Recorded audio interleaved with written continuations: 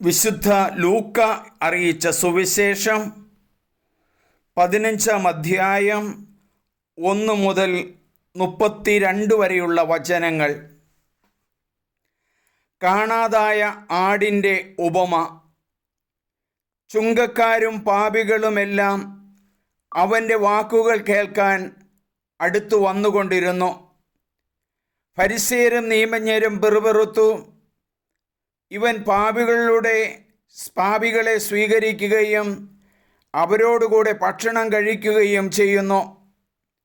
അവൻ അവരോട് ഈ ഉപമ പറഞ്ഞു: നിങ്ങളിൽ ആരാണ് തനിക്ക് 100 ആടുകൾ ഉണ്ടായിരിക്കെ അവയിൽ ഒന്ന് നഷ്ടപ്പെട്ടാൽ 99നെയും മരുഭൂമിയിൽ വിട്ടിട്ട് നഷ്ടപ്പെട്ടതിനെ കണ്ടുകിട്ടുവോളം തേടിപ്പോകാത്തത്? കണ്ടുകിട്ടുമ്പോൾ സന്തോഷിച്ച് അതിനെ തോളിലേറ്റുന്നു.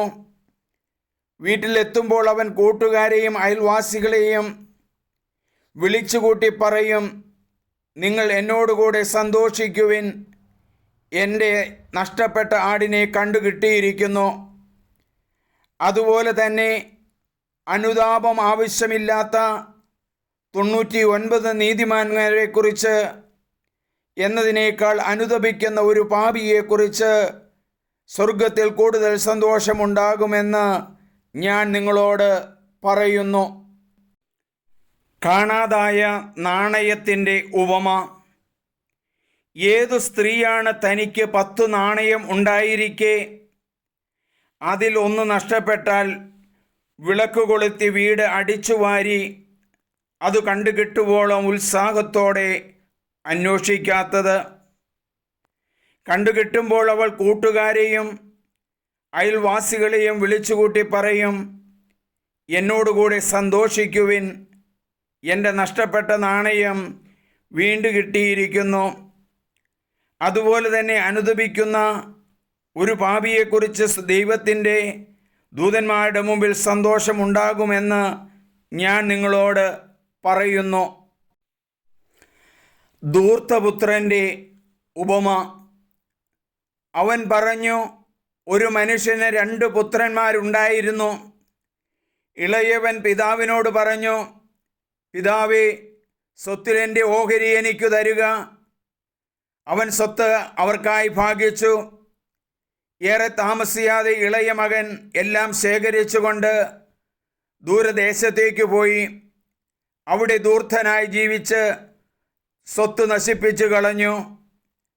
അവൻ എല്ലാം ചിലവഴിച്ചു കഴിഞ്ഞപ്പോൾ ആ ദേശത്ത് ഒരു കഠിന ക്ഷാമമുണ്ടാവുകയും അവൻ ഞെരുക്കത്തിലാവുകയും ചെയ്തു. അവൻ ആ ദേശത്തെ ഒരു പൗരൻ്റെ അടുത്ത് അഭയം തേടി. അയാൾ അവനെ പന്നികളെ മേയ്ക്കുവാൻ വയലിലേക്ക് അയച്ചു. പന്നി തിന്നിരുന്ന തവിടെങ്കിലും കൊണ്ട് വയറ് നിറയ്ക്കാൻ അവൻ ആശിച്ചു. പക്ഷേ ആരും അവന് കൊടുത്തില്ല. അപ്പോൾ അവന് സുബോധമുണ്ടായി. അവൻ പറഞ്ഞു, എൻ്റെ പിതാവിൻ്റെ എത്രയോ ദാസന്മാർ സുരക്ഷിതമായി ഭക്ഷണം കഴിക്കുന്നു, ഞാനോ ഇവിടെ വിശന്നു മരിക്കുന്നു. ഞാൻ എഴുന്നേറ്റ് എൻ്റെ പിതാവിൻ്റെ അടുത്തേക്ക് പോകും. ഞാൻ അവനോട് പറയും, പിതാവേ, സ്വർഗത്തിനെതിരായും നിന്റെ മുമ്പിലും ഞാൻ പാപം ചെയ്തു പോയി. നിന്റെ പുത്രൻ എന്ന് വിളിക്കപ്പെടാൻ ഞാൻ ഇനി യോഗ്യനല്ല. നിന്റെ ദാസരിൽ ഒരുവനായി എന്നെ സ്വീകരിക്കണമേ. അവൻ എഴുന്നേറ്റ് പിതാവിൻ്റെ അടുത്തേക്ക് ചെന്നു. ദൂരെ വച്ച് തന്നെ പിതാവ് അവനെ കണ്ടു. അവൻ മനസ്സലിഞ്ഞ് ഓടിച്ചെന്ന് അവനെ കെട്ടിപ്പിടിച്ച് ചുംബിച്ചു. മകൻ പറഞ്ഞു, പിതാവേ, സ്വർഗത്തിനെതിരായും നിന്റെ മുമ്പിലും ഞാൻ പാപം ചെയ്തു. നിന്റെ പുത്രനെന്ന് വിളിക്കപ്പെടാൻ ഇനി ഞാൻ യോഗ്യനല്ല. പിതാവാകട്ടെ തൻ്റെ ദാസരോട് പറഞ്ഞു, ഉടനെ മേൽത്തരം വസ്ത്രം കൊണ്ടുവന്ന് ഇവനെ ധരിപ്പിക്കുവിൻ. ഇവൻ്റെ കയ്യിൽ മോതിരവും കാലിൽ ചെരുപ്പും അണിയിക്കുവിൻ. കൊഴുത്ത കാളക്കുട്ടിയെ കൊണ്ടുവന്ന് കൊല്ലുവിൻ. നമുക്ക് ഭക്ഷിച്ച് ആഹ്ലാദിക്കാം. എൻ്റെ ഈ മകൻ മൃതനായിരുന്നു, അവനിതാ വീണ്ടും ജീവിക്കുന്നു. അവൻ നഷ്ടപ്പെട്ടവനായിരുന്നു, ഇപ്പോൾ വീണ്ടും കിട്ടിയിരിക്കുന്നു. അവർ ആഹ്ലാദിക്കാൻ തുടങ്ങി. അവൻ്റെ മൂത്ത മകൻ വയലിലായിരുന്നു.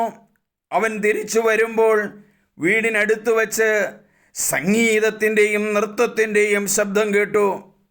അവൻ ഒരു വേലക്കാരനെ വിളിച്ച് കാര്യം തിരക്കി. വേലക്കാരൻ പറഞ്ഞു, നിന്റെ സഹോദരൻ തിരിച്ചു വന്നിരിക്കുന്നു. അവന് സസുഖം തിരിച്ചു കിട്ടിയതുകൊണ്ട് നിന്റെ പിതാവ് കൊഴുത്ത കാളക്കുട്ടിയെ കൊന്നിരിക്കുന്നു. അവൻ കോപിച്ച് അകത്തു കയറാൻ വിസമ്മതിച്ചു. പിതാവ് പുറത്തു വന്ന് അവനോട് സ്വാന്തനങ്ങൾ പറഞ്ഞു. എന്നാൽ അവൻ പിതാവിനോട് പറഞ്ഞു, നോക്കൂ, എത്ര വർഷമായി ഞാൻ നിനക്ക് ദാസ്യവേല ചെയ്യുന്നു. ഒരിക്കലും നിന്റെ കൽപ്പന ഞാൻ ലംഘിച്ചിട്ടില്ല. എങ്കിലും എൻ്റെ കൂട്ടുകാരോടൊത്ത് ആഹ്ലാദിക്കാൻ ഒരു ആട്ടിൻകുട്ടിയെപ്പോലും നീ എനിക്ക് തന്നില്ല. എന്നാൽ വേശ്യകളോടുകൂടെ കൂട്ടുചേർന്ന് നിന്റെ സ്വത്തെല്ലാം ദൂർത്തടിച്ചതിൻ്റെ നിന്റെ മകൻ തിരിച്ചു വന്നപ്പോൾ അവന് വേണ്ടി നീ കൊഴുത്ത കാളയെ കൊന്നിരിക്കുന്നു. അപ്പോൾ പിതാവ് പറഞ്ഞു, മകനെ, നീ ഇപ്പോഴും എന്നോട് കൂടിയുണ്ടല്ലോ. എനിക്കുള്ളതെല്ലാം നിൻ്റേതാണ്. അപ്പോൾ നമ്മൾ ആനന്ദിക്കുകയും ആഹ്ലാദിക്കുകയും വേണം.